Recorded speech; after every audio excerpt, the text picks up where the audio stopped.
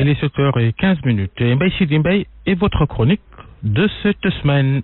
Le projet de loi sur le parrainage est passé jeudi 19 avril comme lettre à la poste.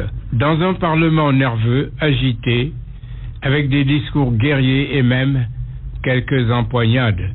L'Assemblée nationale donc, par une majorité aveugle ou aveuglément partisane, a donné l'égalité au projet de loi sur le parrainage. Sans débat, pourtant. La vieille formule du Congrès sans débat, ressuscitée, a donné le même résultat gagnant. L'article 103 de la Constitution, garantissant en principe la rigidité du texte fondamental, a semble-t-il été oublié pour urgence. Il n'y a pas de problème de légalité, le blanc-seing du Parlement fait office.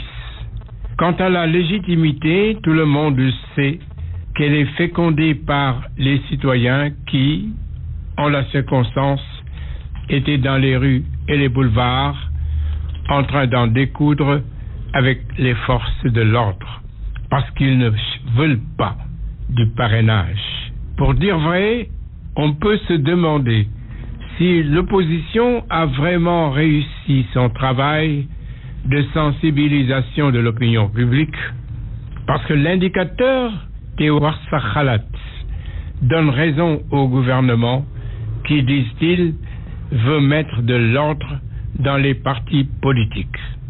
300 organisations, répète-t-il, Macky a raison.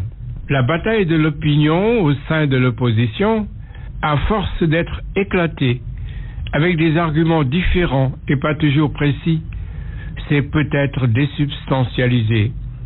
Quand on a le pouvoir, on a tous les moyens de persuasion et de contrainte. Ce sont les deux leviers, justement, qui ont fécondé la loi sur le parrainage. Encore une fois, je répète, comme dans une précédente chronique, Macky Sall a toujours une longueur d'avance sur l'opposition. Tant qu'il en sera ainsi, il sera vainqueur. Mbaye Sidi Mbaye, merci. À la semaine prochaine. À mercredi prochain. RFM matin, 7h et presque 10.